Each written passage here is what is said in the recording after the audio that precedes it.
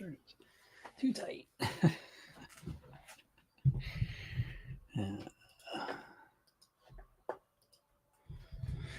Hey everyone, welcome to today's Program Yourself Thin podcast. Today we're talking about the most important habit for weight loss, the number one habit for weight loss, and it's not even close. And there are a lot of important habits, right? Drinking water is important, relaxing, getting outside and moving your body more, meditating. They're all important, but there's one that rises above the rest. It's the most important, and that habit is sleeping.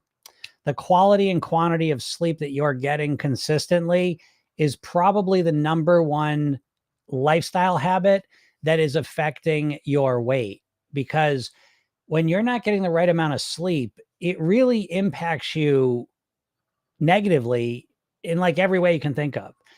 Starting physically, right? Literally, when you're not getting enough sleep, your body operates differently. So they've done tests where they find that if you don't get enough sleep, your blood sugar levels are off, right? So it literally affects your insulin resistance, your glucose uptake when you're not getting enough sleep.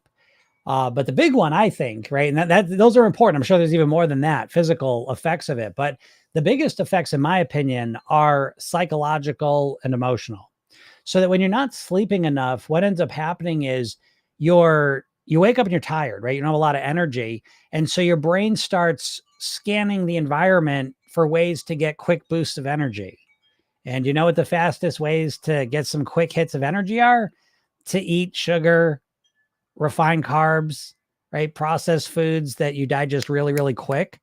And your body knows that. And so as soon as you're tired, you start to feel a little tired and you want a boost of energy. And now all of a sudden the cravings and the desire for those unhealthy foods starts going up. And simultaneously, psychologically, when you're tired, you have less mental energy.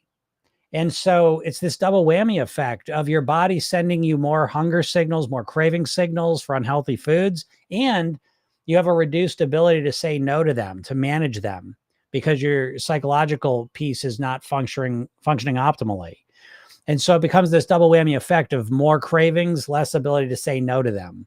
And that obviously leads you down a certain path. So sleep to me is the most important one, because if you dedicate energy to getting your sleep locked in, meaning you're getting better quality sleep when you sleep and you're giving yourself more time to sleep, right? So you can, when it comes to sleeping, you want to have two categories. You want sleep opportunity and actual sleeping.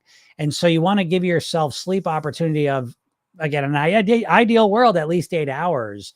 And 9 is even better. And then if you can sleep 7 to 8 hours within that, that's a great amount of time. And then you go to work on actually making that sleep a higher quality by, again, turning the TV off and screens off a bit before you go to bed, taking a little bit of time to relax, quiet your mind, let go of any tension in your body, set your sleep environment up so it's conducive to the deepest sleep you can possibly get.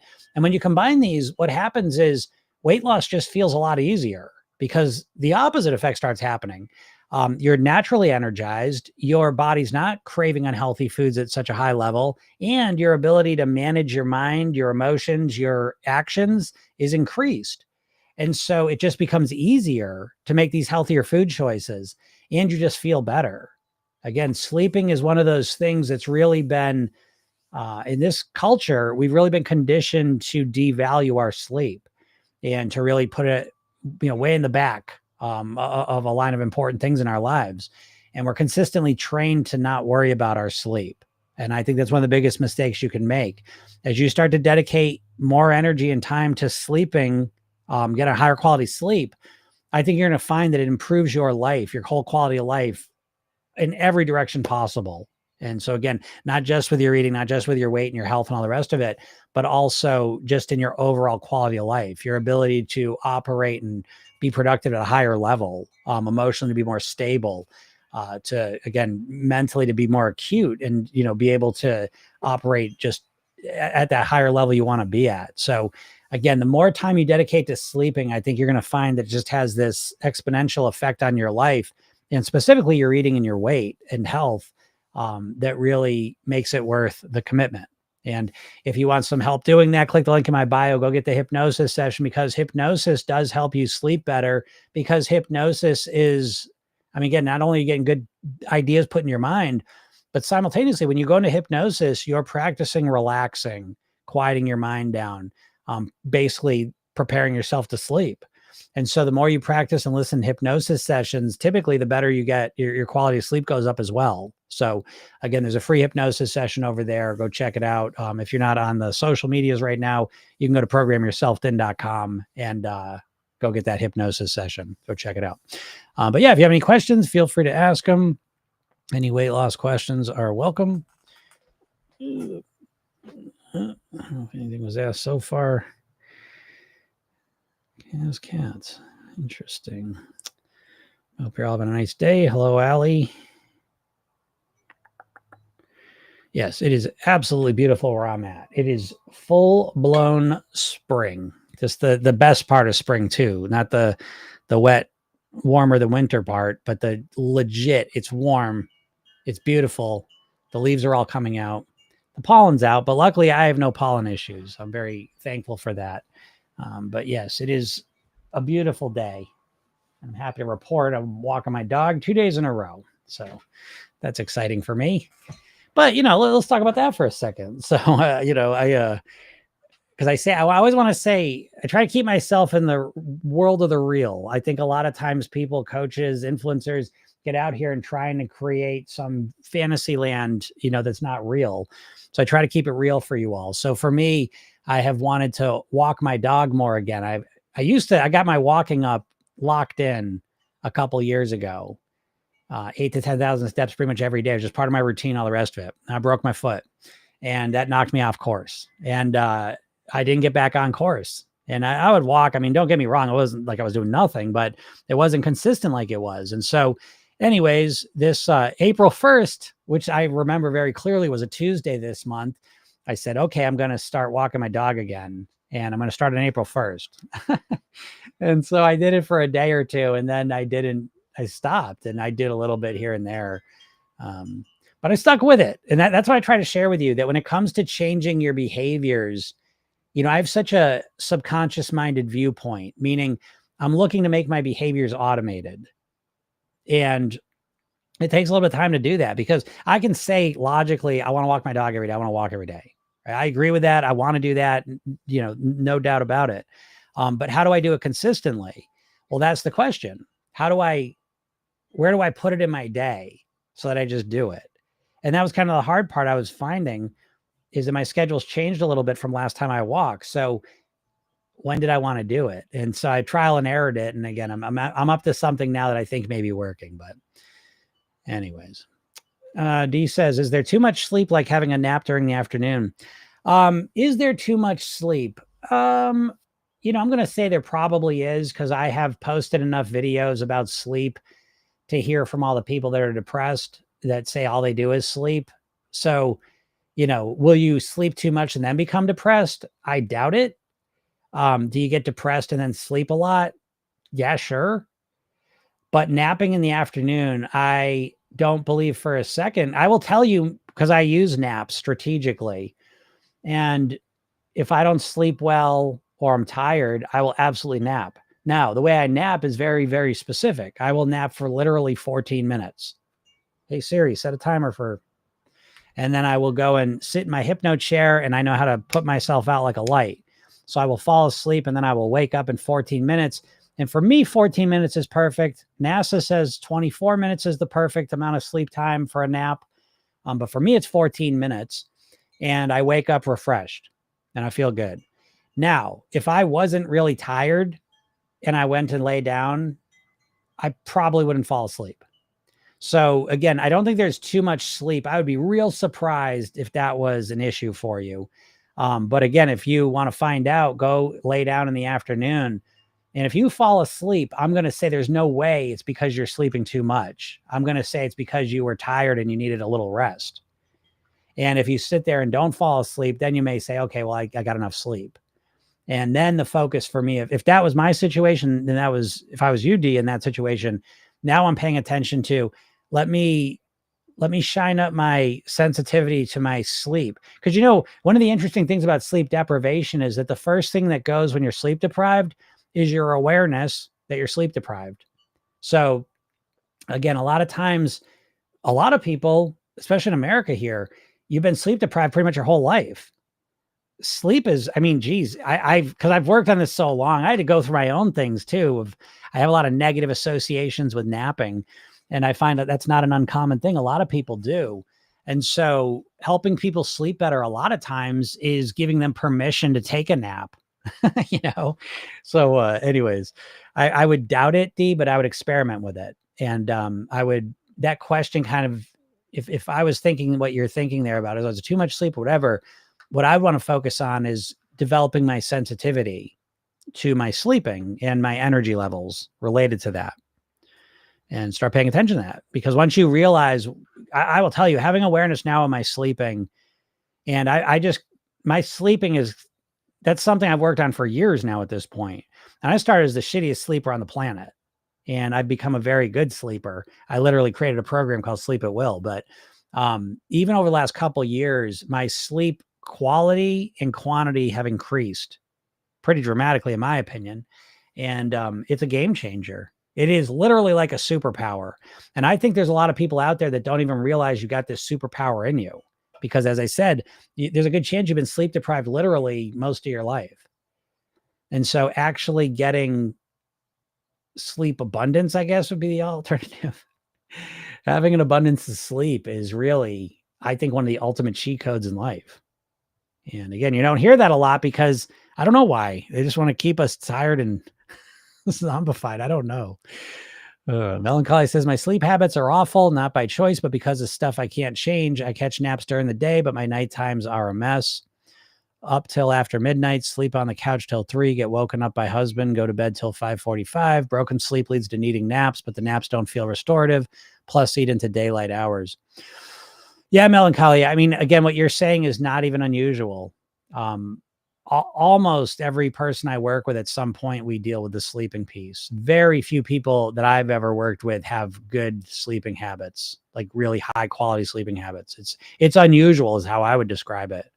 I didn't have them. Most people I work with don't have them, and we work on creating them. I do find it interesting when you say melancholy, not by choice, but because of stuff I can't change. Now, I know that is the truth sometimes. I literally, she may be here, one of my long-term successful clients in the program had literally the most, she had a crazy sleep schedule because of something she couldn't change. That was the most extreme example that I've seen. And she has improved her sleep tremendously, even having the most challenging situation that I've ever heard of in terms of sleeping. So I would definitely, melancholy, push back on my sleep habits are awful, not by choice, but because of stuff I can't change. I would be digging into that if I was coaching you. So feel free to add what that is in vague terms. You don't have to get specifics or whatever. But if you're a caretaker, for example, even if you're a caretaker, there's stuff you can do to improve. You can always improve your sleeping, as far as I can tell. I've never worked with someone who wasn't able to improve their sleep habits, because you can impact them in so many different ways. The obvious one people always think is if, well, I can't sleep through the night because I got a pet that wakes me up, or I'm a caretaker, I have to wake up multiple times, or I'm a parent, I got a baby, I got to take care of that one. So I understand situations like that. And even in situations like that, you can still improve your sleeping dramatically. So anyways, that's what I think about sleep. But I could talk about sleep all day. I'm fascinated by sleep. And its effects. That's why I love the effects of sleep abundance. So Paula says, Jim, you're amazing. I've lost 4 stone listening to you and believing in myself. All right, Paula, screenshot that. 4 stone. Holy shit. Congrats. Great job believing in yourself. Great job taking action. Proud of you. Yeah, believing in yourself will do it, huh? I almost did a lesson today on that. I almost talked about that today, is believing in yourself, right? There's one of my favorite quotes is if you believe in yourself, if you believe you can, oh my God, what am I doing? I'm mixing 2 of them up in my head. But if you believe you can or you believe you can't, you're right. And I love that quote. And so I find it to be very true. And a lot of times what's holding us back is usually our mind, the beliefs we have, the thoughts we have. So the fact that you believe in yourself and you've gotten such amazing results is awesome. And that I could have any part of that is the reason why I do this. So that's exciting. Great job, Paul. Keep it up. Yeah, it's awesome. It's always exciting, you know. And by the way, that's just a good example of when I talk about some comments in this live were filtered to protect the community's experience. Say hey when it does that. I love the dumb comments. But that's a good point. What Paula was saying, you know, is I started believing in myself. And this is why I always say with Program Yourself, then we take the weight loss and wrap it in personal development.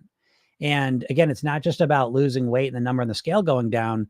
It really is about becoming a better version of yourself, changing your mindset, changing your beliefs, what you believe about yourself, what you believe is possible, all these different things. I don't know about this shirt. I'm really sure this is like a little too small. It's like, I don't know. I can't. It's distracting. Keep thinking about it. I don't like it. So funny. I always set the comments to don't even filter them. Put that dumb shit through, please. Scott says at started diet, sleep was difficult. Oh yeah, sure. Yeah, you change. Sleep is fascinating. I mean, you change little things over here and your sleep's affected, you know, and eating is a big thing. Yeah, the food you're eating, like the quantity and quality and timing of the food you eat has a huge impact on your sleep. So it's a real thing. It's real powerful. That's why, again, to me, I listed lifestyle habits. There's 10 of them now. There's 10 of them coming out. But the sleep's number one because it just impacts everything else, you know, but I get it. Yeah. Sometimes you'll change your diet up and yeah, your sleep will be impacted by it negatively, you know? So I will tell you in situations like that, when you do make changes and the sleep's affected, usually if you stick with it, you'll habituate to the new patterns and it'll be better. But yeah, that's a real thing for sure. Fayab says, recently I've been hearing a lot of people saying that breakfast is not important. Do you think it's true? Yeah, you know, I mean, you're always going to hear everything just back and forth forever. So that's what weight loss is going to be. You're constantly going to hear, oh, breakfast is the most important meal. Breakfast that's bullshit. And don't eat breakfast. And you're just always going to hear flip-flopping of extremes. And I think the answer always lies somewhere in the middle.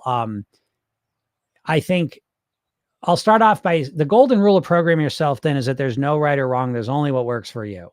So I've been doing this way long enough to know that some people thrive having breakfast and some people thrive skipping breakfast.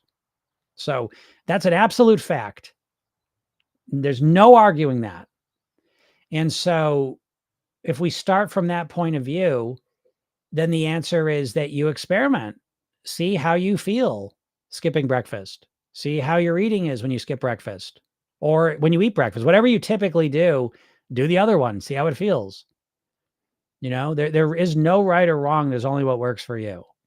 For me personally, I like eating breakfast. I thrive eating breakfast and I eat quickly. I eat within a half hour getting up. Typically I'm eating and that's important for me.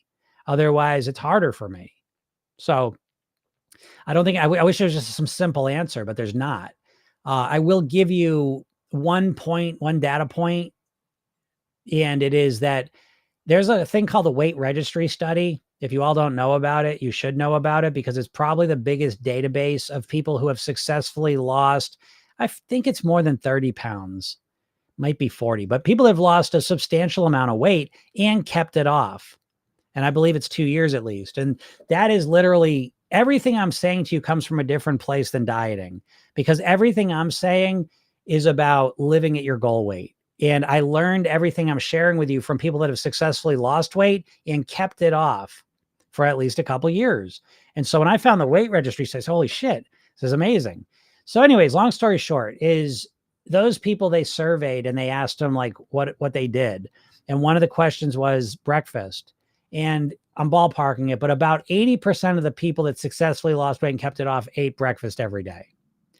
But 20% of successful people who've lost weight and kept it off did not eat breakfast. So again, I would say based on those numbers and what I've seen, best practices for most people is probably going to be to have some breakfast, but that may or may not be true for you.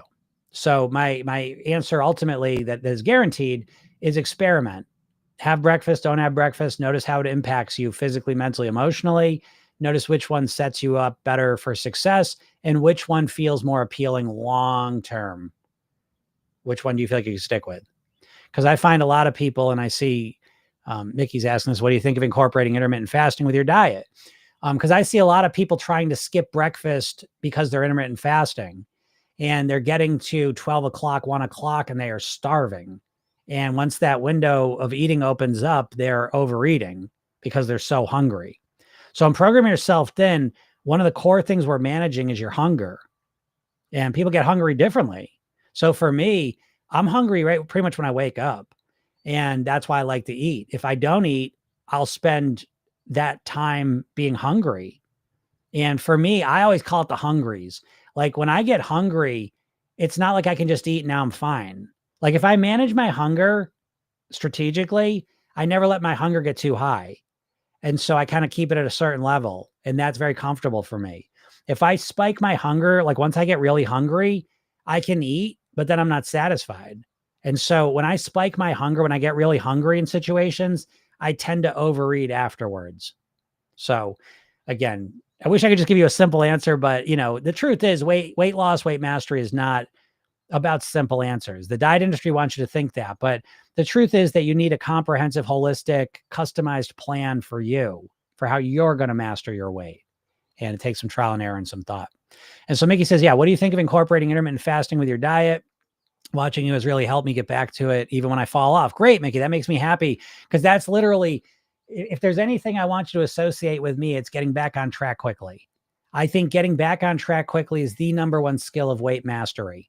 And I think it's the most neglected skill of dieting because dieting is all about being all or nothing. And the time frames of that are that you're all for a week and off doing nothing for months. So for me, the most important thing is the ability to get back on track quickly. So I'm glad you're getting better at that. Intermittent fasting. I will preface my intermittent fasting thoughts by saying that with dieting, you have been conditioned to think of every diet is based on the one thing. So every single diet you know about is built around one thing. You're going to not eat for 16 hours. You're not going to eat carbs. You're not going to eat fat. You're going to count your calories. You're going to reduce your calories, whatever. It's always one thing you're doing. And I don't believe that any one thing is going to get you to mastering your weight. So that being said, I use a form of intermittent fasting. Now you have to understand, I've been doing this for 30 years and I came upon it myself. And that's important because I didn't go into the intermittent fast and say, okay, I'm going to intermittent, I'm not going to eat for 16 hours. I didn't have this pressure. I didn't have this idea in my mind. What happened is I wanted to make a bigger window of time between when I went to bed and when I stopped eating. And so I kept moving I'd stop eating earlier and earlier and earlier. And it just so happened that was a big chunk of time where I wasn't eating. And that was the first time in my life because I used to eat right until bed. Then I'd wake up and eat, and so I had a very short period of time where I wasn't eating and I made that bigger and bigger. So I do think that the concept of giving your body a break from eating for a period of time is wonderful. I love it. I don't like intermittent fasting as it's typically taught because they diet it up, diet to tough. That's not going to work, but they turn it into a diet, meaning they give it a bunch of strict, rigid rules. And so now intermittent fasting, which, there's intermittent fasters that look at me and say, you're not intermittent fasting. That's not intermittent fasting because you're only doing it for 12 to 13 hours. Intermittent fasting is 14 hours because all the magic happens those last 2 hours. Bullshit, right? The 16 hours, right? The last 2 hours are where all the magic's happening. That is bullshit, by the way. Okay. But, so for me, I came upon the fasting. I call it nighttime fasting. That's what I used to call it back then. And so for me, it was very organic. It was very natural. I worked my way up or down, however I want to describe it. And so I did it very comfortably and it was my own. And so it felt very natural and organic and I enjoyed that. Now I think what happens is people approach it like a diet. So, I ate like shit for the last 3 months and it's time to start intermittent fasting. I'm going to try this diet. And Monday comes and now you're trying to not eat for 16 hours. And, now you're not going to eat for 16 hours, 7 days a week. bullshit and bullshit, and so I like the idea of intermittent fasting and what it stands for when you're flexible with it. And I think it's a great piece of the puzzle. I don't think intermittent fasting by itself is going to really help you because it's just one tactic. And B, it's not helping you with your mindset. Once again, it's just another endurance test to how much can I force myself to do? So it's not really internalized and it doesn't become part of a new mindset. So those are my thoughts in intermittent fasting. I believe in it. I think it's great for your body to have a break. I think it's wonderful. But intermittent fasting taught as a diet, I don't like. So my suggestion would be to work up, because there's nothing magical about not eating, although there might be. I think it is good, I think, to give your body a break. There's nothing magical between 12 hours or 16 hours of not eating. Your weight ultimately comes down to the amount of calories you consume over a week on average, So, you could intermittent fast or not intermittent fast. If I put you in jail and I either give you all your food at once during the day and you eat it all at once, or I give you your food doled out over 24 hours, you're going to be the same weight at the end of the year. So it's important to realize that. And again, that goes back to my original rule that there's no right or wrong. There's only what works for you. So figure out what works for you. Melancholy, back to, again, Melancholy has some issues with sleeping and says, I live with disrespectful people with high expectations. I'd rather just do what they want than deal with the consequences. It's complicated. And I don't want to say why. I can say when I have had a consistently normal sleep schedule, losing weight and keeping it off has been a lot easier. I can do everything the same, but if my sleep is wonky, weight is too. Okay, Melancholy. And again, this is how a lot of problems show up, as if we have no choice or control. But here's what I would say. I'd rather just do what they want than deal with the consequences. This is where, this is exactly where I would have gone. I appreciate your answering, by the way. Okay. Because it allows me to do a little bit of coaching here. But I remember the first thing you said that was a big, my eyes instantly go to it, where you said, my sleep habits are awful, not by choice, but because of stuff I can't change. That's not true. It's almost never true.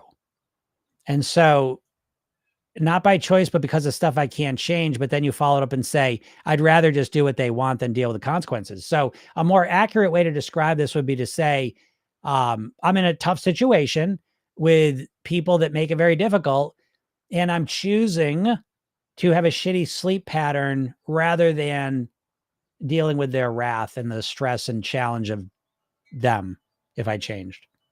And I think when you put it that way, in a weird way, you might be frustrated by that, but it's empowering.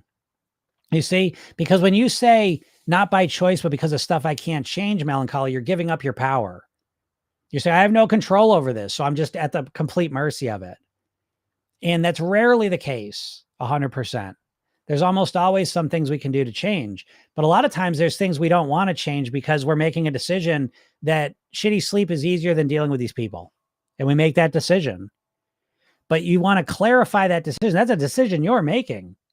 And I think if you reflect on it, I think you would find probably, now again, I don't know your situation. I could be wrong. I want to preface by saying that this little collar's driving me crazy too.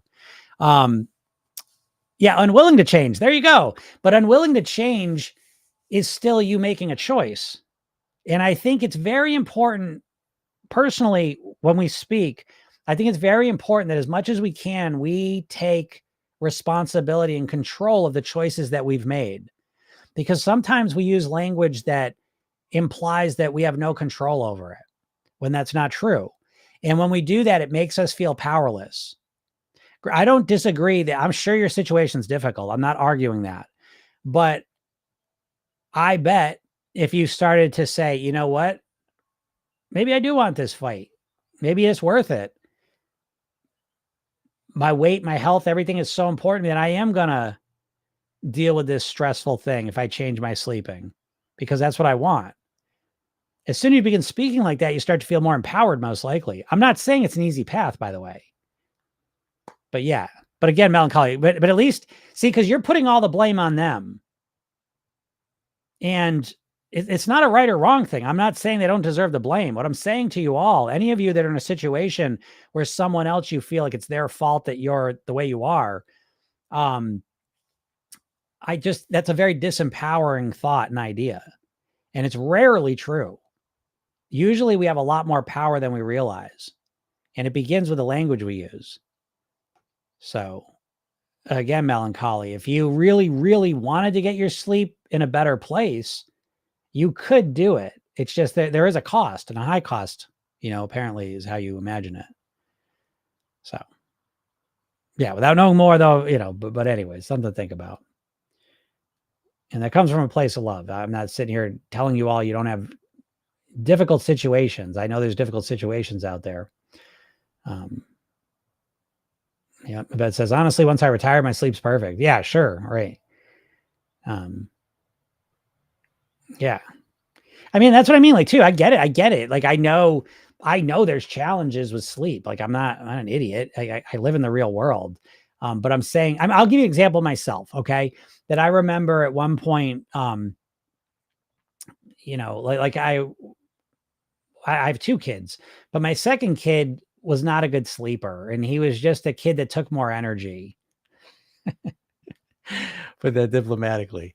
He took more energy to grow. And one of those, this thing is driving me nuts. I don't know why. But so anyways, I was sleep deprived raising him, especially the first couple of years. But looking back on it, yes, he slept bad. Yes, that was a real part of my reality now. No doubt about it. But when I look back on it, I kind of kick myself in the pants, because one thing I would have changed is every night between, let's say, 8 and midnight, I would say, oh, that's my time. Oh, thank God. I can just kind of relax, hang out, watch a show, just, oh, thank God. Right. It's my me time. And if I go back in time, what I would have done is I would have shrunk that down to 8 to 10's enough me time. And then I'll take those other 2 hours of sleep, so that's just my own personal example. We all do it. I'm not judging, but it's important. Melancholy says, you're right. Thank you. I lost sight of the importance of the language we use. Absolutely, Melancholy. And once you realize that, again, I'm not saying you can make it perfect, like retiring, right? Like, obviously, if you're working a full-time job with certain hours, it's going to be harder to deal with your sleep than all of a sudden you're retired and you can do what you want. Like those, I get it. But even when you're working a difficult job, even when you're in a situation with disrespectful people that are messing your shit up, there's almost always some point of leverage and control you have that can make things better. Not perfect, right? Program Yourself Thin is all about living in the world of better. And there's almost always ways we can make things better. And I think once you realize that and tap into that, I think it's, I find it very empowering, and it usually gets you better results too. So what's up, X? X says, I like intermittent fasting because it makes me eat on time and not starving to death, and eat well. Yeah. Oh, starving to diet. Yeah. Because I don't know how to follow if I am hungry or not. Yeah, no, I get that too, X. I don't either. I mean, I'm hungry all the time. Like, I'm just hungry all the time. I could just I could just eat all day, like literally all day long. I used to eat like 6 times a day. And so I can't trust my hunger. Like, just, oh, am I hungry? Could I eat something? Yep. I structure my eating. So, intermittent fasting, well, it's not, I'm not calling it intermittent fasting because that has a whole lot of philosophy with it. It has a lot of concepts with it. A lot of them are diety. So for me, I call it nighttime fasting because it's my own thing and it means something to me. And it's an important piece of the puzzle for me, but it's just one piece of the puzzle. And it's just part of it. And technically, in Program Yourself Thin, we structure our reading. So there's a structure of how you're going to eat. And a lot of that is intermittent fasting is a piece of that. Fasting is a piece of that, but there's a lot more to it. And at the end of the day, it really is, because a lot of us, you're never going to manage your hunger, in my opinion, simply because it's not like we don't eat anymore based primarily on fueling our body. We live in an environment where we're surrounded by foods that are just have nothing to do with nourishment and everything to do with entertainment. Let's put it that way. So your hunger is a piece of the puzzle for sure, but there's a lot more to your eating than just even your hunger. But yes, I would agree that on some level, you're going to need to structure your eating in order to get it under control. And I think intermittent fasting is just a big old blunt shit tool to do it. That's why I don't really like it. Program Yourself Thin is a much, much more refined, sophisticated system of structure to structure your eating. Intermittent fasting is just like stone tools in my book. Oh no, Jim, I lost 100 pounds doing it. Oh, great. I mean, if it works for you, great, do it. But it doesn't work for most people. And that's the bullshit of dieting, is that you're constantly like conditioned to think that these diets work for everyone who's serious. When in reality, the statistics show you that diets don't work at all. There's not, in the history of dieting, there's not one single diet that rises to the top of being effective.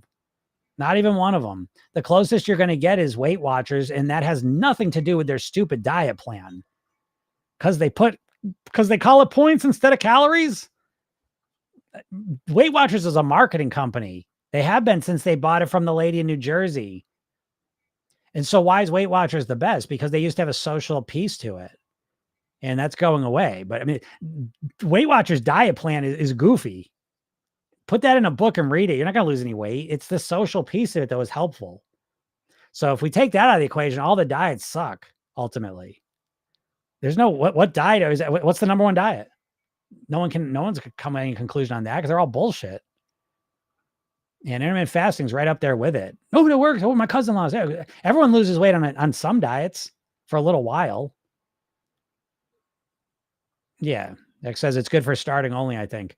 Well, I hate to tell you this, X, and it is. I mean, we got to start where we're at. But again, what I want you to do, and we all got to start somewhere. We're not going to start perfect, but I want to understand that we start somewhere.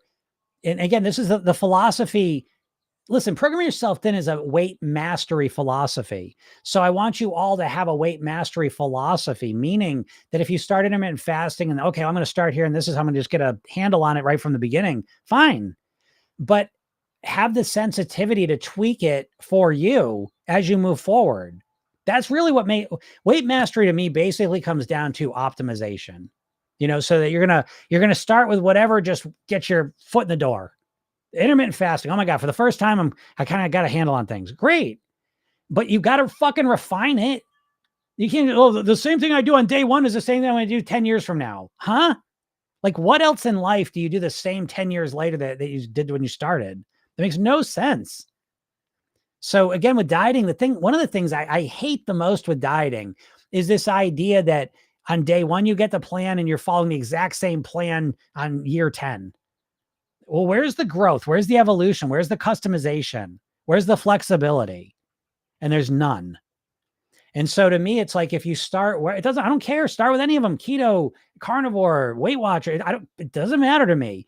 But if you start it with a mindset that I'm going to start this way, kind of get my bearings, and I'm going to tweak it to me, what works for me, and get good at mastering your weight, become a master of it. Because this is what happens. This is why there's dieters that are 75 that have no fucking clue what they're doing. The time doesn't give you the wisdom when it comes to weight loss. You've got to create it by being reflective and trying different things and optimizing and tweaking over and over and over again. That's how you come up with your own plan that works for you.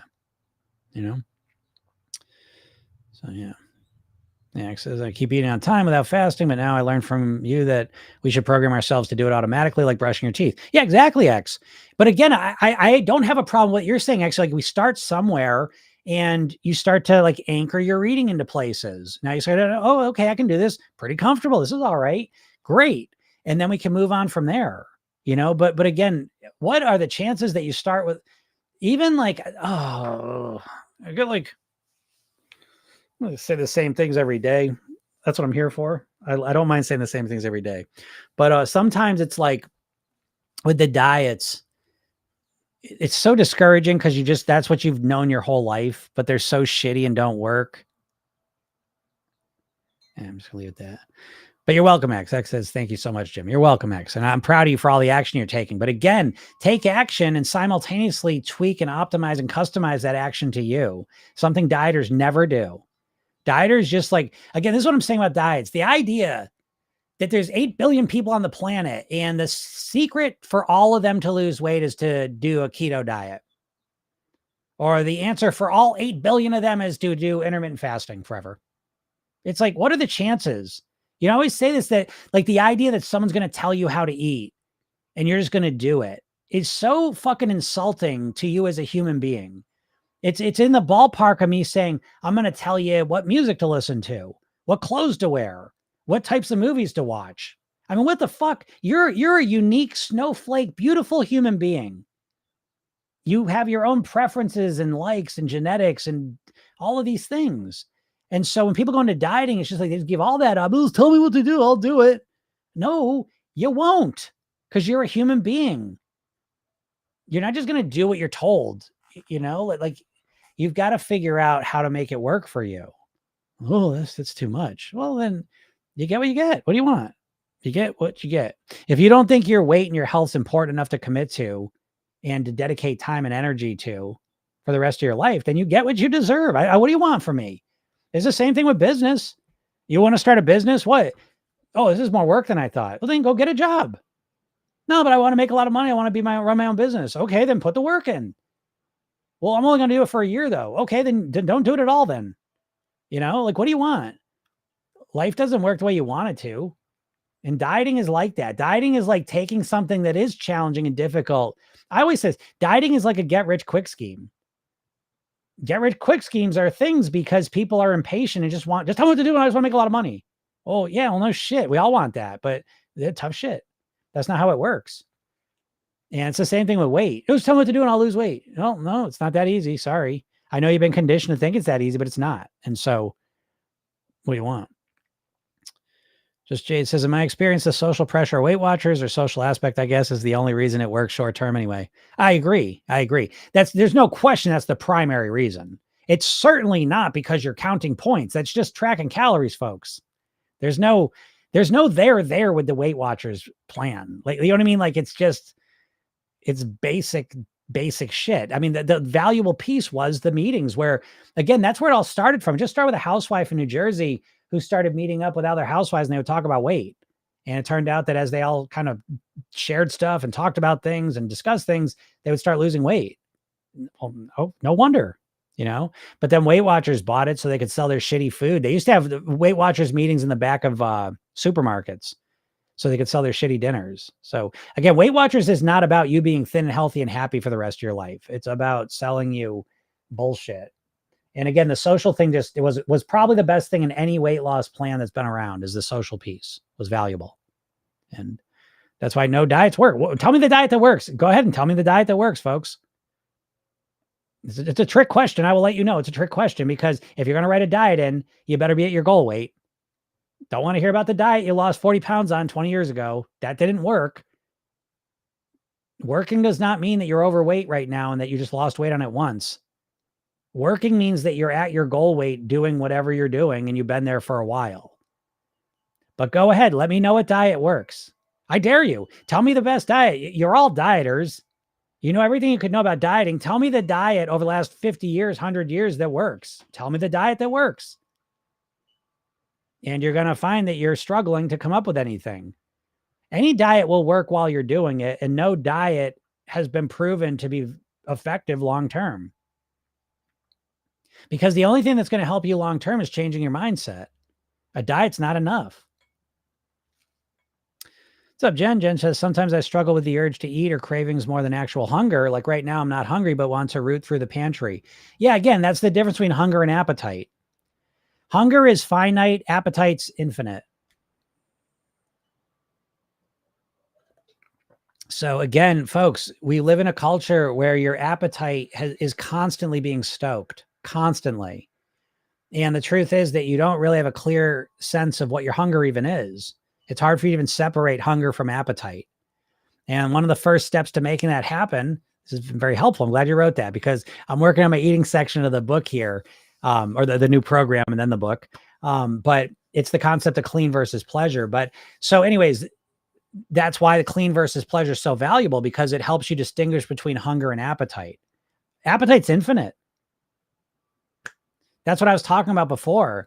My appetite to eat bullshit, to eat the baked goods, candy, bread, pizza, on and on is literally infinite. It's fucking infinite.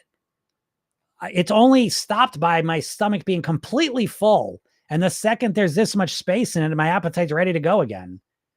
Whereas hunger is completely different. Hunger is being nourished, having the energy your body needs to thrive. And most likely you all have almost no sense of that distinction. And so the clean eating we do in the program is built to help you start to understand your hunger and understand what appetite is, the difference between them. But I get you, Jen. Yeah, not unusual. The urge to eat. That's what everyone's struggling with, because you've been literally conditioned since birth through tens of millions of food ads to be hyper focused on food and to have cravings and to be obsessed, to basically to be addicts. I mean, if you want to use the proper language.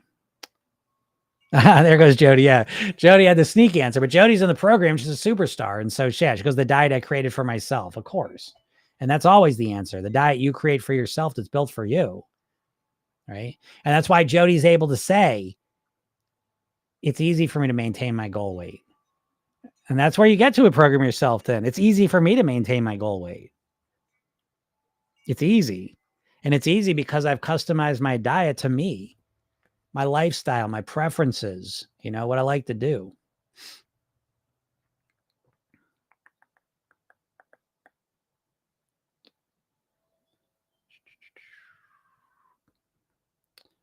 Hey, Nancy says, love that you're knowledgeable. Thank you.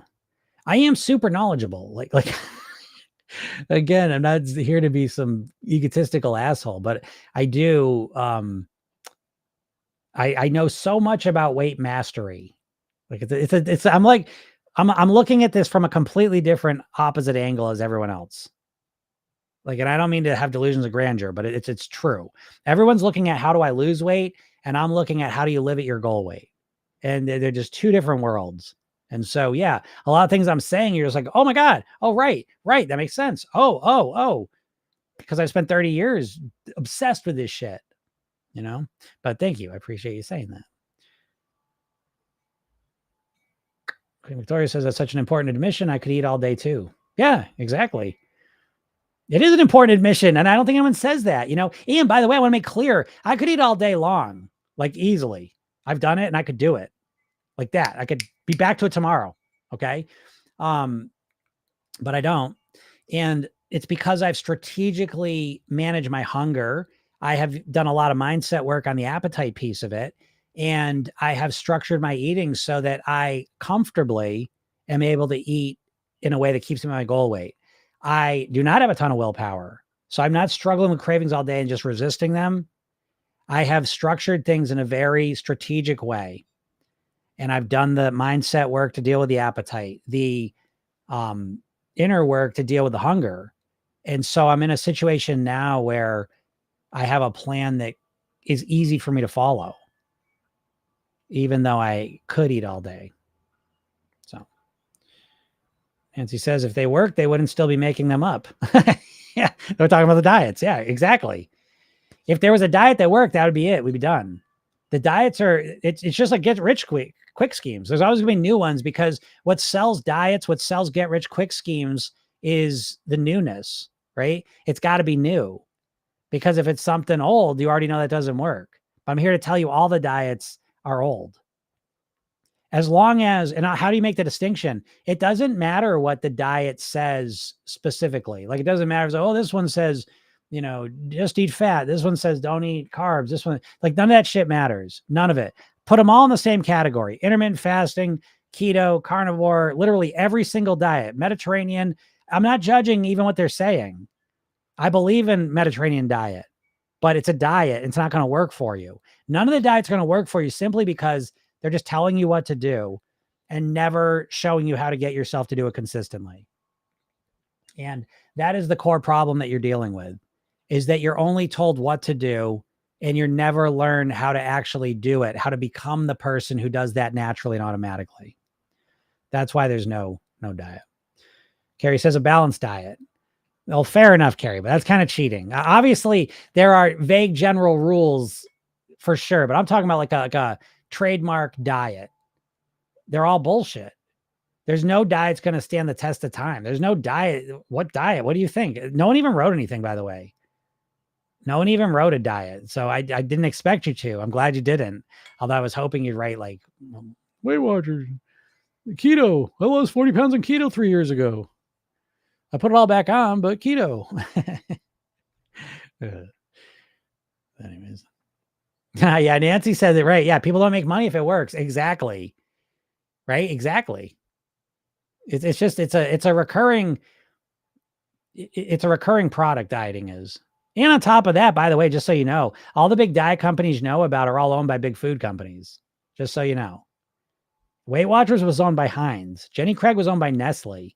Atkins Food Products owned by the same company owns Auntie Anne's Pretzels and Cinnabon. Slim Fast owned by the same company owns Ben & Jerry's ice cream. You really think these companies want to teach you a method to live at your goal weight for the rest of your life and not eat their bullshit foods? What sense does that make? You know? So. Very okay, Carrie. I got you. LOL. That's why I said only a balanced diet, which is absent of a name diet. Fair enough. Fair enough. And that is true. Again, diet as a diet as a description of how you eat. You know, it obviously has an important component to it, but I'm saying diet is like a trademarked strategy. It's all bullshit. It's all bullshit. Which isn't to say I reference diets, right? So keto comes out. There's parts of keto that I'm like, oh yeah, I agree with that. A very few, because keto's bullshit. If you've struggled, I know you've tried keto. I know it hasn't worked for you, but I also know you blame yourself for it not working. Crazy. That's the part you got to draw a line in the sand. Keto's fucking bullshit. Oh no, my neighbor lost 40 pounds on keto. Yeah. And how long did they keep it off for? Have they still at their weight? Or did they put it all back on? So again, I always say like the definition of work is real funny, and dieters, you can just tell you're like, you've been beaten down and traumatized because even your language reflects it. And the idea of work has taken on a new meaning because you'll say, oh, this diet works. And when I ask you about it, what you specifically mean is that it worked for me 20 years ago and I can't do it again, which literally means it's not working. So, you know, just because you lost weight on it, if you put the weight back on, it doesn't work. That's my definition anyways. Because who the fuck wants to lose weight and then put it back on? Program Yourself Thin is about living at your goal weight for the rest of your life on near autopilot. What other diet is focused on that? Let me know. The best I've seen, and I love that description because it's so specific. So if anyone grabs it, then I will absolutely know they grabbed it from me. But I do see someone promoting their weight mastery hypnosis program. I don't give a shit. I don't care. Fine. Get those phrases out there, but it's fine. It's just a phrase. It doesn't mean a lot. They don't describe it. But again, first of all, what weight loss plan have you ever done that's focused on weight mastery? B, did weight mastery to you mean living at your goal weight for the rest of your life on your autopilot? Or have you never once thought of that as your goal? Which is probably the truth. You've probably never thought of your weight goal being that I want to get to my goal weight and then live at my goal weight for the rest of my life on near autopilot. You've never said that. You've never even gotten close to that idea. You are obsessed with, always have been, and I hope not always will be, have been obsessed on losing weight. I just want to lose the weight. I just want to lose weight. I just want to lose weight. I just want to lose weight. I just want to get to my goal weight. I just want to lose weight. I just want to lose weight. What about the maintenance? What about when you get your goal? I'll deal with it then. Well, you know, 95% of people that lose weight on a diet put it back on. You sure you're going to be able to deal with it then? I'll deal with it then, Jim. I don't want to talk about that. I just want to lose the weight.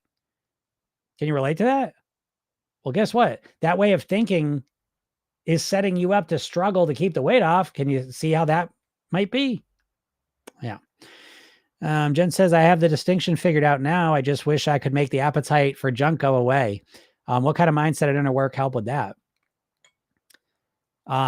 Ironically, that's like the easy work, weirdly, is I will tell you, people ask me this all the time, like sugar and junk food, how do I get a handle on it? And ironically, it's like so obvious the answer, but it's so overlooked. And one of the most, and I'm going to say it and you're just going to poo-poo. Come on, Jim, give me the good stuff, right? This is the good stuff. If you want to eat sugar, junk food, fast food, processed food less than you do now. It's funny that I'm going to answer it, Jen, but I'm going to just make you stew in this for a second. Cause let me just say something for a second. If you're not in Program Yourself Thin and you have the ability to be in there,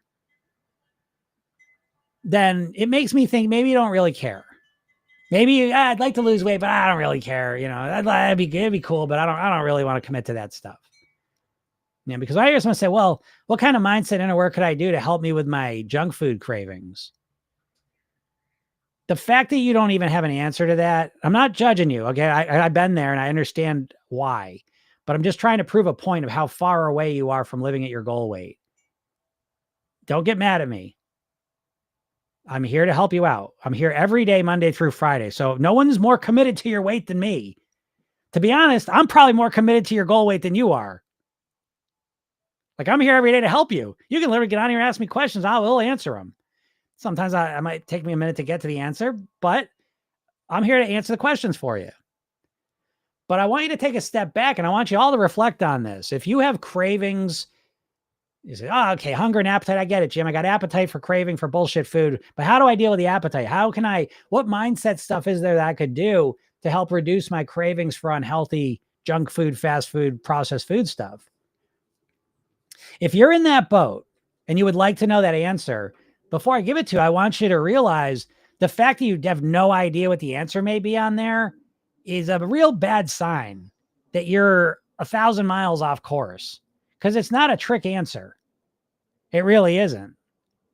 It's not a secret answer. It's not a hard answer, but it's indicative of the fact that you have a very diet-centric mindset.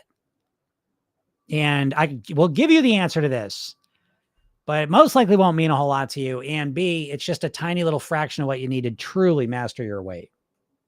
And so if anyone wants to get in my world to actually master their weight, click the link in my bio or go to Program Yourself Then. Get the free hypnosis session, watch the video, read the emails. It's all free. And I even got the goal weight quiz I just put out there, by the way, help you choose the right goal weight. Because spoiler alert, you probably got the wrong goal weight. I can almost guarantee you do. So I'll help you with that. That's all free. But okay, so you got appetite. I got cravings for unhealthy food. How do I deal with them? Now, the answer for most of you is going to be, you're going to use your willpower to fight against them, right? That's how you deal with cravings. You fight against them. Not in my world, because in my world, we have a conscious mind and a subconscious mind. And your cravings for unhealthy foods are coming out of your subconscious mind. Your subconscious mind is associative, meaning it doesn't think logically. Consciously, logically, you know you shouldn't eat unhealthy food. That's not a problem. You already got that dialed in. Your problem, Jen, is that you have these cravings that come out of nowhere for unhealthy foods that you know is unhealthy and you know you don't want to eat. But you get this craving that compels you to eat it. And for most of you, that craving and that compulsion is stronger than the logical piece of you that says, don't do it. Right? And so what Jen's really asking is, how do I change that? How do I deal with the cravings? And the only tool you got right now is to use your willpower to fight against them. But I have secret information. I know how to communicate with the subconscious mind. And I'm going to give you a simple way to deal with the subconscious mind.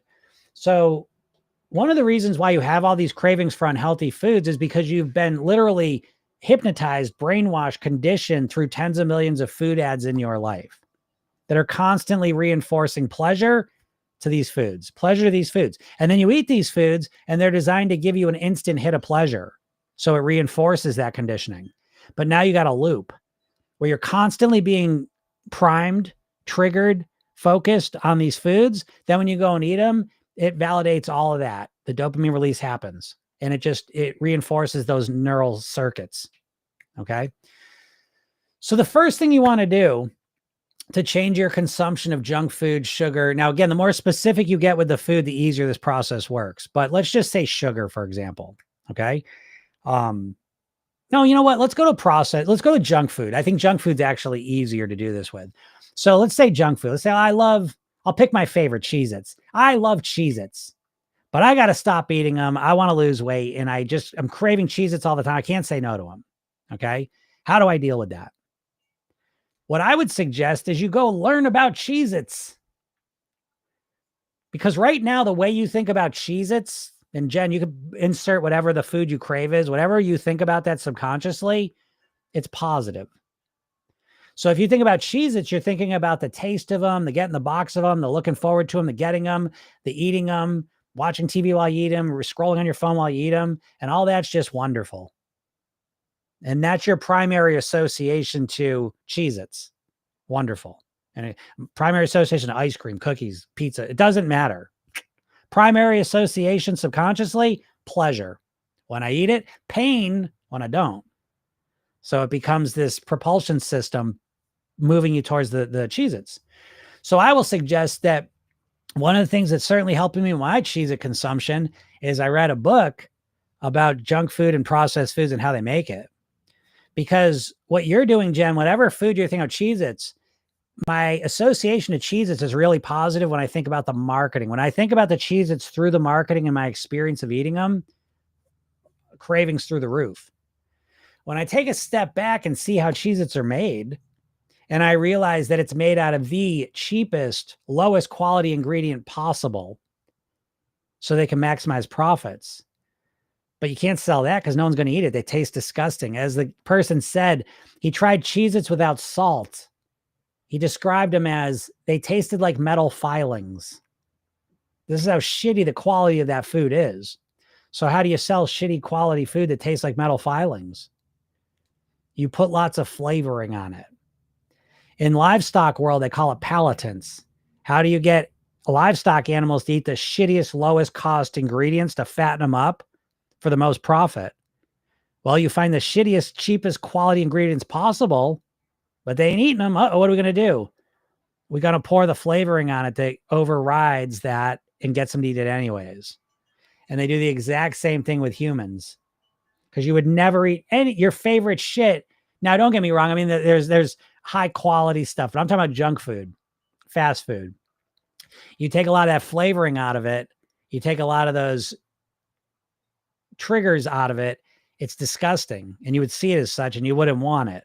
Okay. So one way to start dealing with the cravings is to start seeing it for what it actually is. See through the marketing. Imagine you're putting x-ray glasses on and see what you're actually consuming. Look at the nutritional information. Wake yourself up out of the fucking trance. You're in a trance put there by the Cheez-It marketing team. It's the same for all the junk food, fast food, processed food. It's the same thing. You're living in marketing world. You're living in a trance. You're living in a marketing trance. And in that marketing trance, these foods are wonderful, pleasurable, amazing, great. In my world, when I look at them, I was like, that's disgusting. I don't want that shit in my body. I don't want the chemicals they put in there to make me crave it. And I want their shitty, low quality ingredients that are just putting calories in my body.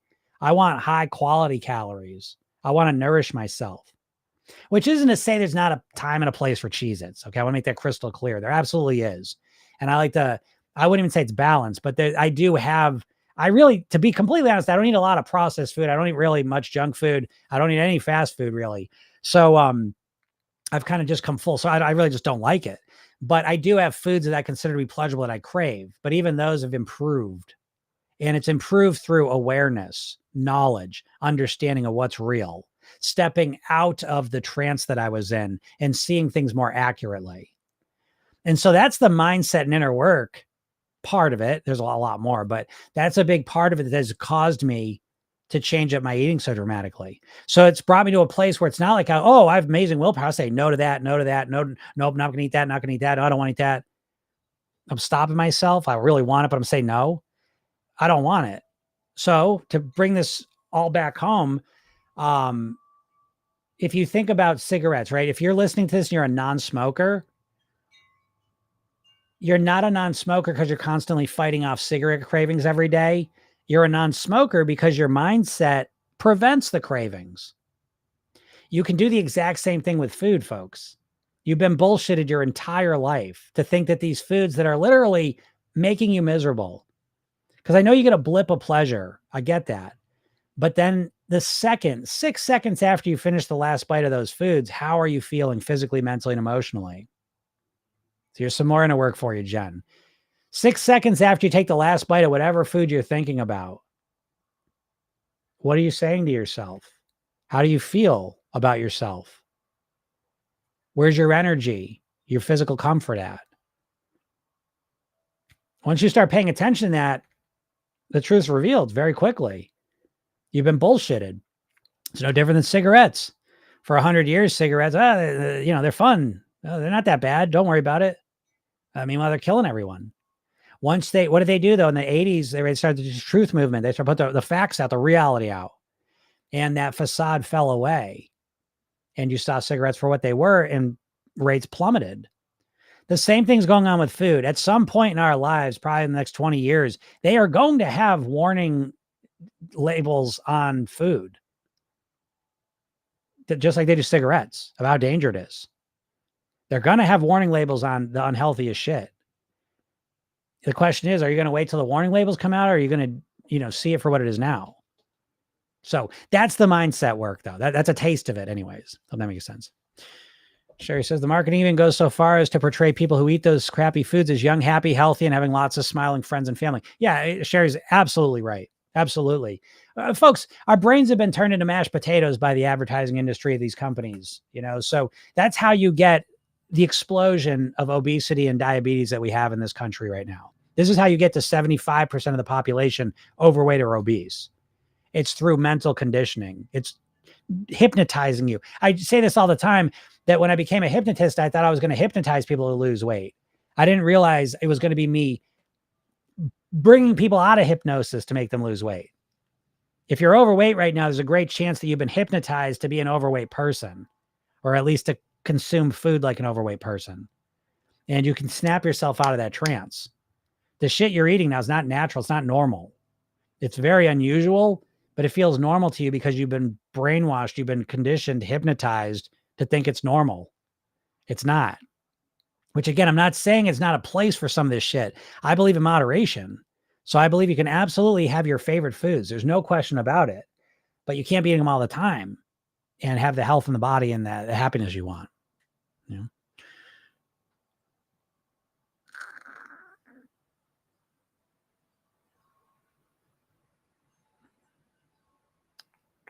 Nancy says appetite linked to emotion, but also meds. Lyrica, nerve med makes you hungry or not satiated. Oh yeah, sure. Definitely. Medicine's real. I mean, there's no question about it that medicines that you can be on can have an effect on you.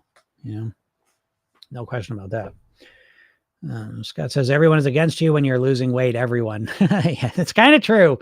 I was just talking about that yesterday. It's not always for the reasons you think, but yes, just to simplify that conversation, I put videos out like this, and I believe it to be true that if you're thin and healthy, you're weird in this society. I'm an outlier in this society. I'm typically, when I go into groups, I'm strange. I'm one of the strange ones, because of the way I eat. And so there is some degree of this process that you have to be comfortable with being weird or being the outlier or being the strange one. And for a lot of people, that's hard. It was hard for me. There's no question. But if it's important enough to you, you do it. But that is a part of this process, is dealing with other people. Because yes, most people will sabotage you intentionally or unintentionally, doesn't matter. But most people are going to kind of be a sabotaging force for your weight loss. And it's not right. It's not fair. It's not the way it should be, but it's the way it is. And so, yeah, we gotta have strategies with that. Diet helps you lose weight. Change helps you keep it off. Yeah. Mindset change does. Yeah. Mimicking is one of the biggest forms of flattery. Yes, exactly. I take that. Yeah. What's up, Connie? How's it going, Connie? Nice to see you. Mary says, totally agree with the visuals get you first, but then the actual food hooks you. Yes, absolutely. It's a double thing. Again, it's not just marketing. I mean, you go and eat the food and fireworks are going off in your brain and your nervous system. It's real. It's like, oh, here we go. I'll talk about the white powdery substance that people sometimes get addicted to, right? But if you think about that, it's a very concentrated, manipulated form of something, right? You go from a coca leaf to that. There's a bunch of steps in between. And what's happened with our food is it's very similar in the sense that it goes from its natural state to its processed state. And it's brought to a processed state because it triggers the most addictive behavior from us on average. Food engineer, again, if you study food engineering, I saw Dawn was here somewhere, but Dawn's, she's read a lot of the books I talk about. And it's like, go into it with that, whatever mindset you want. I don't give a shit. Read those books. You're going to come out a different person. You're going to see things differently. You've got the truth on your side. These processed junk food, fast food, this bullshit doesn't make you feel better. It doesn't.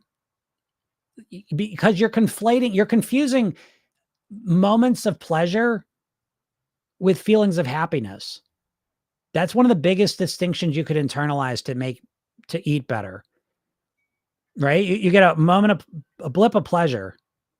When you eat processed junk food, fast food, you get a blip of pleasure while you're eating it. It lasts before you get it because you're looking forward to it.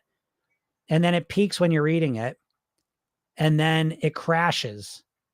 And now, right? So we look at the pleasure goes up, granted, and then it goes down. But now, 6 seconds after you took the last bite of your fast food meal, of your junk food, of your processed food, 6 seconds after you're taking your last bite, you're done. Now the real phase starts, the consequence phase. And the way I look at it is, where's your happiness going? Was eating that fast food meal 6 seconds, you're done. It's all done. Now you just got the wrappers and the greasy taste in your mouth. Now the real phase starts, the longest lasting phase. There's 3 phases of eating: anticipation, consumption, consequence.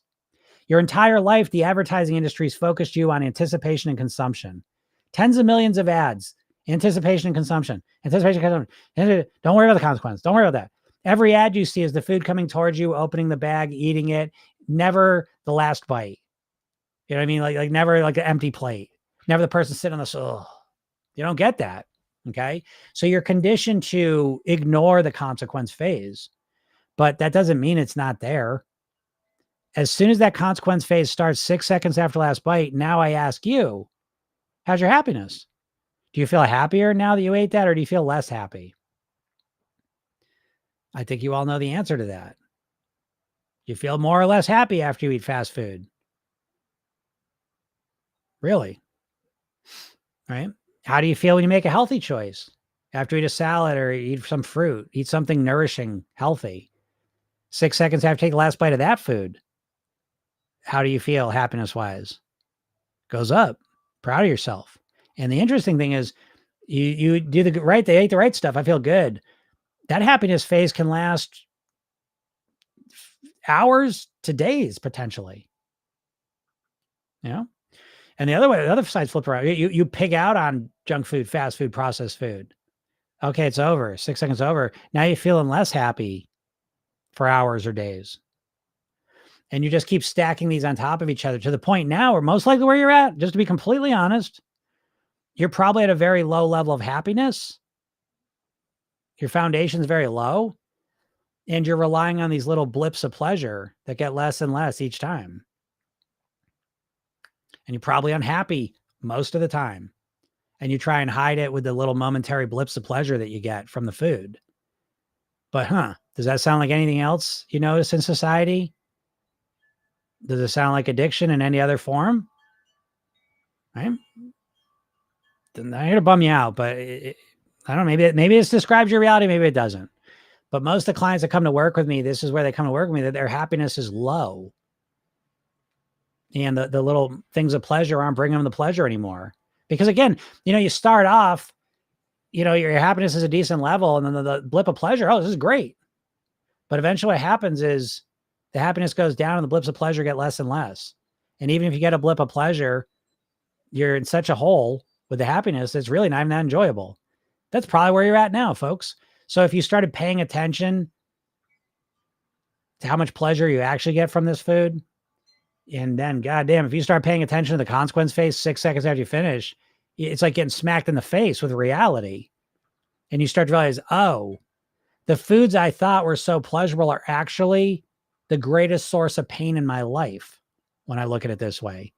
This eating this fucking bullshit day in and day out throughout the day is absolutely decimating my happiness. And I'm just bouncing from little hit to hit, but I'm living at a very low level of happiness. And once you start looking at it this way, talk about mindset work. If you buy into this idea, this model, I do, I live my life by it. If you buy into it though, you can imagine it's going to change the food decisions you make, because now all of a sudden you'll say, you know what? The pleasure is not worth the loss of happiness. And you know what's interesting? You already fucking do this with almost every area of your life. You married? You in a committed relationship? You ever been tempted by some momentary pleasure you could get You said, nah, I don't want that because of the overall happiness that I'm looking for. You ever want to go on a shopping spree and buy everything you ever wanted for that blip of pleasure, but then you say, no, I don't want that because then I got to pay the bills. You ever say, I'd love to get a blip of pleasure, just lay in bed all day and skip work. But then I don't want to do that because then my happiness goes down. I don't get my paycheck. So it's like in almost all areas of life, you've been trained to focus on that happiness piece. But when it comes to food, you have been conditioned relentlessly from birth to just focus on the momentary pleasure of it. Don't worry about the consequence. Don't worry about the consequence. Put that right out of your mind. And it's literally deleted from people's minds. That's the amazing part. Literally deleted. That you're not living in the consequence of the food decisions you're making. And the second you do, like I said, it is like getting smacked straight upside the face with reality. And the reality is, oh, no, I could never live a life, without junk food, without doubt. Yeah, well, how about, would you like to be happier though? Oh, happier. The food makes me happy. Does it? You know, that sounds a lot like other addicts, doesn't it? You think someone who's doing certain substances addictively, do you think they're really happy because they get that little blip of, because eventually the little blip just brings you up to normal for a moment and then you're back down to that low level of happiness. Tell me that's not how you feel about your weight. Tell me that's not how you feel day in and day out. Tell me you're living at a high level of happiness. I know you're not. You're constantly outside of the little blips of eating. You are constantly obsessively thinking about your weight and your inability to change it and your eating. You're obsessed with it. I know this. My clients are overthinkers. They got Ferraris for brains. They got supercomputers for minds. And so they just run this shit. What's wrong with me? How come I can't do this? Why do I keep fucking up? Am I ever going to change this? Is anything ever going to work? Oh my God, I'm feeling like shit. I'm looking older. Oh, I can't wear this. Oh, those clothes don't fit. Oh, I don't want to step on the scale. It's literal all day long of feeling like shit about yourself. Because of what? Because of some perceived literal moments? Like if you add it all up, what are you getting? 10 minutes a day, 20 minutes a day of little blips of pleasure, and you're trading 24 hours of happiness, a lifetime of happiness for these little blips of shit pleasure. You wouldn't touch any substances or drugs. You wouldn't consider going on a shopping spree. There's so many things in your life you would never even consider because you're so fixated on the consequence that follows them. But when it comes to food, what consequence? I might gain some weight somewhere in the future. Who gives a shit? I'm going to enjoy this cookie now. And so, again, I like that question about the mindset because it all comes down to mindset. And you've all been conditioned to have overweight mindsets. And the main conditioning of overweight mindset is that you're more connected and tethered to the pleasure of the anticipation and consumption of the food than you are the happiness consequence that follows. Or the unhappiness consequence in your case, potentially. So, Elaine says, what book did you read? Oh, what book did I read? I think that was Salt, Sugar, Fat by Michael Moss. I'm 90% sure. Right. Carrie says you take control instead of allowing marketing. Yeah, absolutely. Drew says, I got a mowing business at the age of 14. Congrats, Drew. That's great. Mary says, can you share titles of books, please? Yes. Yeah, but that book I was referencing about the Cheez-Its was, I'm 90% sure it was Salt, Sugar, Fat. But Salt, Sugar, Fat's great. The End of Overeating, Ultra Processed People, The Dorito Effect, all great books that will all probably change the way. Mary says, I used to have remorse after last bite. Yeah, there you go. Remorse, right? Again, you call it guilt, shame. It's there. It's right fucking there, folks. What you've gotten good at is ignoring it. Because what do you do after you eat? Scrolling, watching TV, distracting. You sit quietly with yourself after you eat some bullshit. Pay attention to what you're saying to yourself and thinking, what you're feeling emotionally and what you're feeling physically. And instantly, like that, like fucking that. There's no secret. Test it out. I've never had someone go, no, Jim, I did it. I ate a bunch of bullshit. I felt amazing. I've never had anyone say that. So the truth's on your side. That's how powerful your brain is, that you can literally delete unhappiness and pain right from your reality. And that's what you're doing.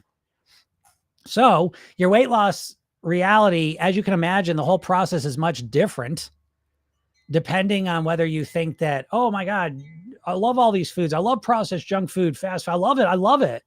It's great. Yeah, well, you're going to have a much harder time controlling your weight than someone who's like, yeah, that shit's making me unhappy. It's making me miserable. It's decreasing the quality of my life. So.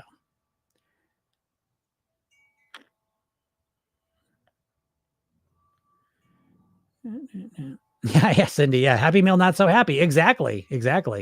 And it's just true. I'm not trying to take your pleasure and your happiness away, folks. I'm trying to give you more happiness, and you can still have your pleasure. And ironically, the pleasure can be more pleasurable, because you tell me what's more pleasurable than eating your absolute favorite food at your goal weight in a way where you feel in control. What is more pleasurable than that, eating wise? Again, when you pay attention to it, you quickly realize you've been duped.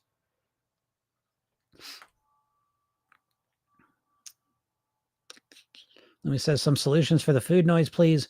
I have a million of them, but it's a little bit more than just like one simple thing I could tell you. But it's about your lifestyle. It's about getting influence over your mindset. It's about eating in a way that supports less food noise as well. So if you get on here tomorrow and ask me, I will go into it more detail. Cindy said, I never felt bad saying not today to smoking. Yeah, of course. Jones says, you're so right. Yeah, I am, right? I mean, if you look at the happy pleasure dynamic, I think it's just, that to me is just a fundamental paradigm of program yourself then. And, you reinforce that, and it's very, very helpful because it's so true. There's again, dieting, think about it this way, right? Dieting doesn't change any of the associations you have with food, right? So pick any diet. It literally doesn't matter what diet. Pick any one. It doesn't matter. And all of a sudden you're saying, well, I love ice cream, but now I'm not going to eat it. I love cookies, but now I'm not going to eat it. And so you're not changing your subconscious associations. You're just relying on willpower to fight against those subconscious associations. And program yourself then, we're looking to change those subconscious associations so that you think differently, think and feel differently about foods that make you overweight. Think and feel differently about foods that make you thin and healthy. So you don't need the willpower. You just automatically and naturally eat in a way that keeps you thin and healthy. Hope that makes sense. Sherry says, Jim, this is always so good to hear again. This is great confirmation of what you teach us in the program. Thanks. We had Doritos left over from a family gathering. They sat on the counter for a week, and I was not even tempted because of how you taught us to really see the BS food junk. True happiness. Yeah, Sherry, I agree. I appreciate you saying that too. And I feel the same way. I mean, don't get me wrong. I mean, there's certain junk foods that can grab me. I know this shit too. And they're overwhelm me, but most of the junk food I have this control over, because it's not because I see it the way you see it and I have willpower. It's because I have the ability to see it differently. And it's no different than like if you're a non-smoker and you look at a smoker and say, what the fuck, what are they doing? It seems crazy to you, right? But you're not relying on your willpower. It's because what you understand and how you think about cigarettes and feel about them that's doing all the heavy lifting, says no to it, right? And if you smoke, you probably don't do like heroin. We can get out of here. They can ban me now if they want. I'm about to get out of here. But yeah, you would never do heroin. Oh, but it makes you feel really good.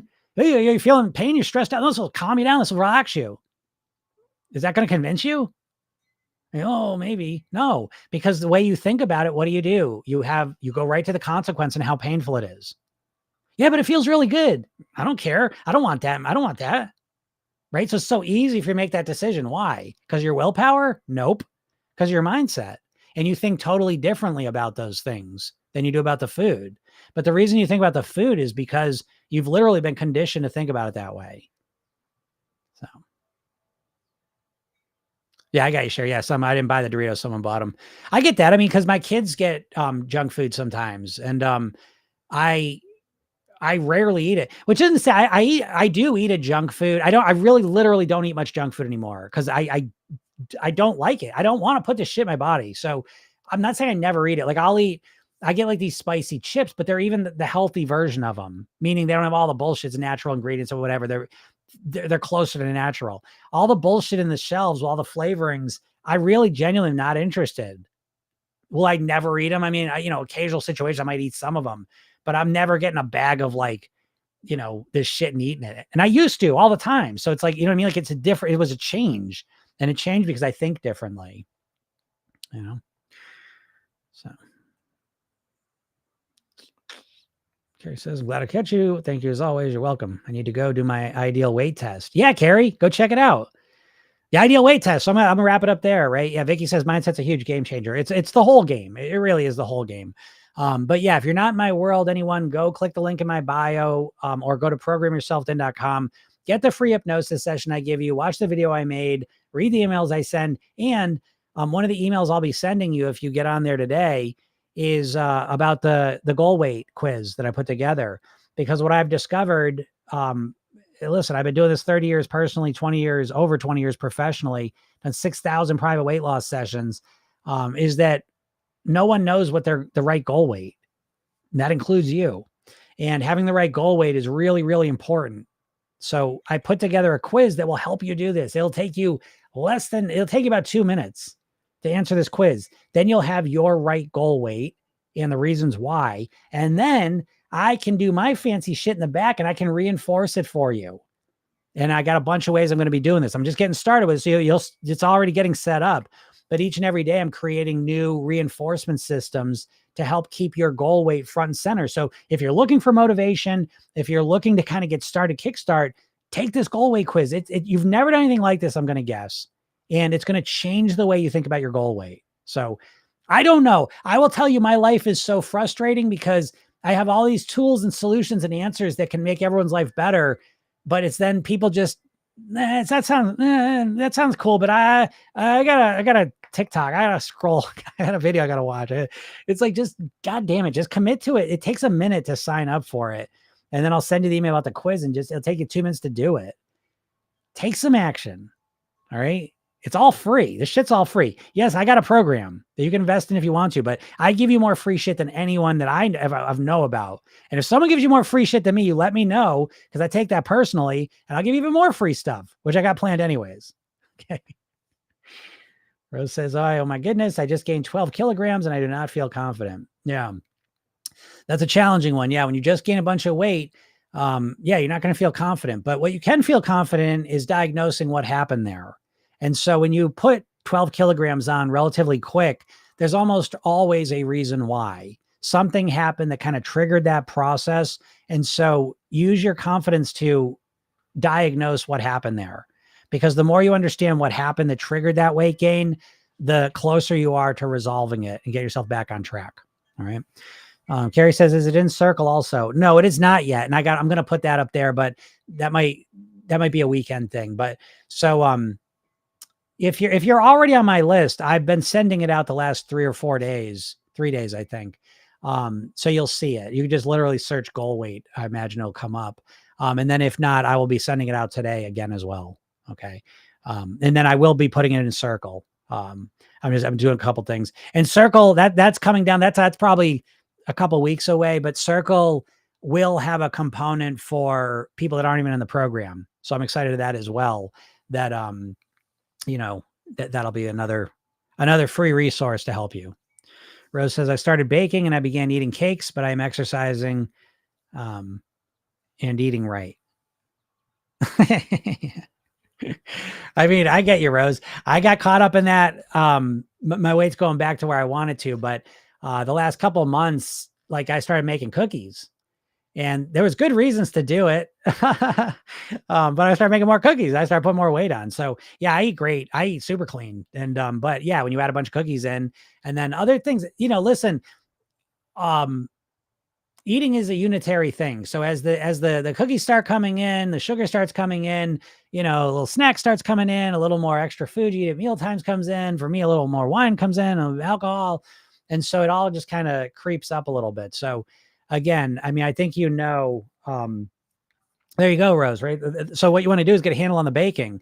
And there's 2 ways to do that primarily. One is that you bake less, A, or B, you bake, but you get better at not eating your own baked goods, meaning you bake and then you get it out of the house the next day, or something like that. So, but again, I don't feel confident. We don't feel confident and we get ourselves into this state. And next thing you know, it could be 24 kilograms. So you got to hit the brakes now by feeling confident about diagnosing what went on. And as soon as you diagnose what went on, you're going to start to feel a sense of control, because you're going to understand what happened. Because when we say, I don't know, I just gained a bunch. Oh, I just gained 12 kilograms. I don't know what happened. Well, all of a sudden we feel powerless, right? Because we're creating a scenario in our head where, where this weight come from? I don't know. We completely skip the cake part, right? And it's completely normal. We all do that to some degree.